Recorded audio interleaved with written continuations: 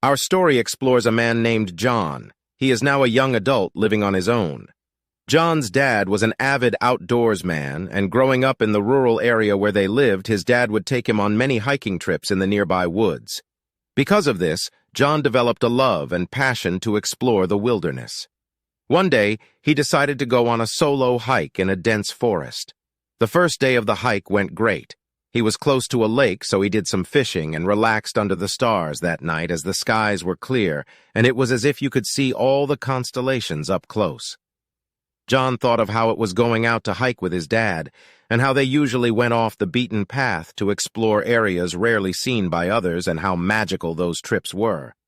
So that morning he decided to pack up his camp and head further in to recapture that nostalgic feeling of being a boy again.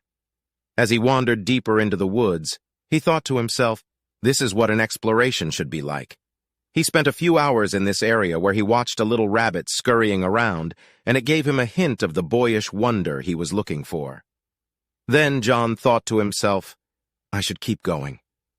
Walking for another hour, he realized a beautiful waterfall it was but a trickle, but the way it glistened in the little sunlight that peeked through the foliage of the canopy was simply breathtaking. He filled his canteen as it was running low. However, when John went back to the area he thought he had set his gear down, he quickly realized it wasn't there. He started walking around to see if he could find his gear, but it became dark really quickly, and now because he was searching around for the gear, his water is now half gone, and he doesn't even know where to find the waterfall again. John decided not to panic. After all, his dad never panicked. The morning came, and now getting a better look around, John realized he lost his way and couldn't find his way back to the waterfall or any trail. He tried to retrace his steps, but the dense foliage made it impossible to find his way back. Days turned into weeks, and John was still lost in the woods. He had no food or water and was surviving on berries and rainwater. He tried to make a shelter out of branches and leaves, but it was no match for the harsh weather.